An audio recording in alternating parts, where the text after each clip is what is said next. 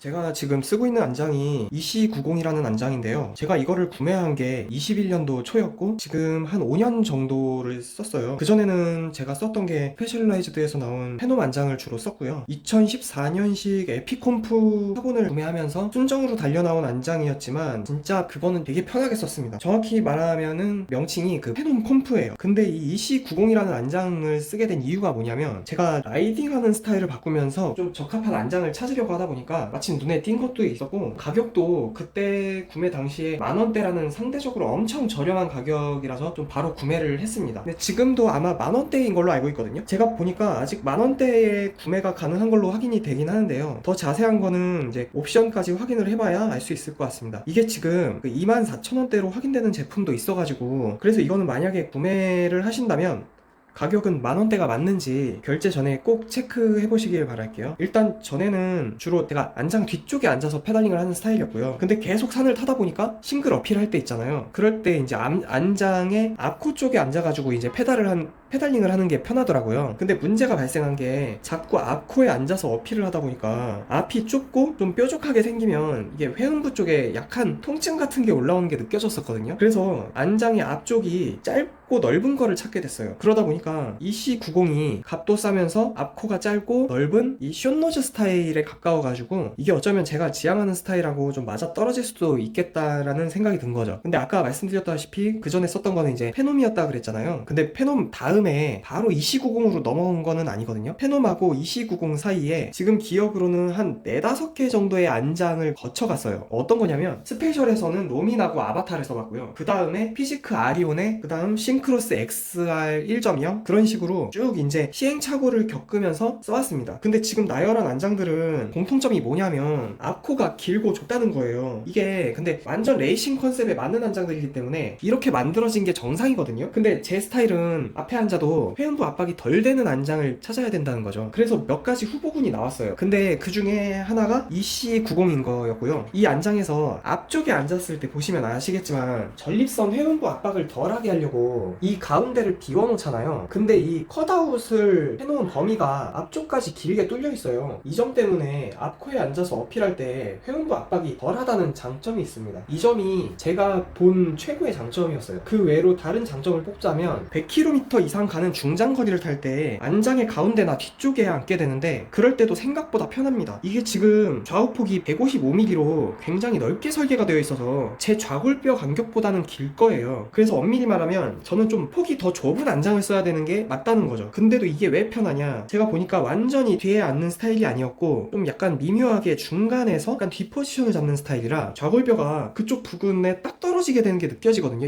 완전히 이쪽을 다 깔고 앉는 게 아니고 이쪽보다 살짝 앞에 앉는 거죠. 그래서 타다 보면은 딱 편한 위치가 느껴지는 감각이 있어요. 네, 그 딱 감각이 느껴지는 위치가 있는데 쉽게 말하면은 이게 지금 이 넓은 폭 있잖아요. 이 가장 넓은 폭이 155mm라고 해도 이거를 다 느끼면서 앉지는 않는다는 거예요. 여기까지가 이제 제가 이 안장을 쓰게 된 과정하고 이 안장이 왜 저한테 맞는지를 이제 설명한 부분이었고요. 이제부터는 이 안장의 단점 설명 들어갑니다. 첫 번째, 모든 소재와 부품이 다 싸구려입니다. 안장 보실 줄 아시는 분은 이제 딱 보시면 아, 싸구려 티? 솔직히 바로 보입니다. 이거 저도 안장 잘 모르지만 딱 보면 플라스틱 색깔만 봐도 속으로 견적 다 나오거든요. 그래서 너무 싼 마이가 좀 단점이다. 그리고 두 번째 단점은 이제 내구성에 대한 이슈가 있습니다. 이게 뭔가 앉을 때 낭창낭창한 느낌이 든다거나 혹시 레일이 휜 게 아닐까 하는 생각이 들 정도로 내구성에 대한 의심이 머릿속에서 떠나질 않아요. 몸무게로 인한 강한 압력이나 낙차 시에 파손이 쉽게 된다는 보고가 해외 리뷰에도 존재합니다. 그 다음 세 번째 단점으로는 새 제품인데도 좌우가 비대칭인 불량 제품이 배송될 수도 있다는 점입니다. 이게 뭘 이야기하는 거냐면 공산품인데도 불구하고 뽑기운이 존재한다는 거거든요. 누구는 정상적인 제품을 받아봤는데 나는 비대칭 불량이 올 수도 있다는 얘기죠. 그러니까 이런 일련의 단점들이 모두 공정상의 관리가 미흡하거나 제품을 정밀하게 뽑아낼 수 있는 환경과 기반이 부족해서 일어나는 것들이거든요. 뭔가 전반적으로 공정이 부실하다는 반증입니다. 그 다음 네 번째 단점은요, AS나 어떠한 보증도 사실상 불가하다는 겁니다. 이거는 어떻게 보면 다른 알리발 제품도 해당될 수 있는 내용이기 때문에 전반적인 어떤 공통적인 서비스 개선사항 정도에 해당될 수 있겠네요. 그 다음 다섯 번째 단점인데요, 마감이 거칠고 날카로운 부분이 있습니다. 잘 보시면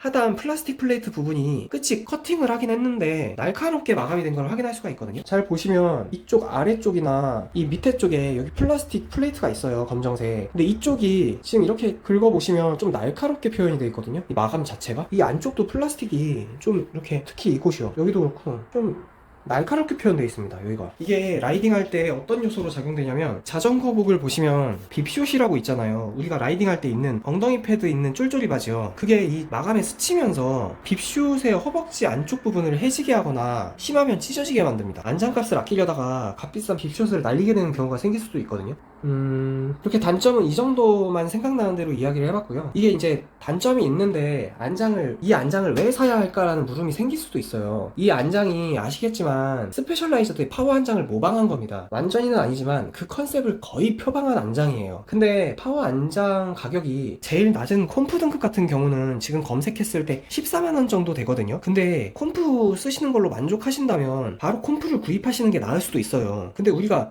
파워 콤프에서 만족하는 게 아니라 최소 익스퍼트 이상은 쓰실 거잖아요. 근데 익스퍼트가 25만원 정도 되거든요. 여유 자금이 충분하신 분들은 바로 가도 뭐 괜찮습니다만, 이 안장이 일단 나한테 맞을지 아닐지 확신하기 어려운 상황이면 차라리 싼 가격에 EC90을 먼저 써보고 맞으면은 그때 가서 이제 파워 안장을 익스퍼트 등급 이상으로 구매하시는 건 어떨지, 이 방법을 한번 추천드려보고요. 아니면 주변에 파워 안장을 쓰고 계신 지인분이나 샵에서 앉아볼 수 있는 테스트 안장 중에 파워 안장이 있다 하시면 그걸 앉아보시고 결정하는 것도 좋을 것 같습니다. 제가 알리에서 EC90 가격을 다시 확인해 봤는데요, 현재 2만원 중반대로 금액이 형성된 걸로 확인했습니다. 이 점 참고해 주시고요. 혹시 EC90의 다른 장점이나 단점을 알고 계신 부분이 있으시면 댓글로 남겨주시면 정보 공유도 되고 도움이 많이 될 것 같습니다.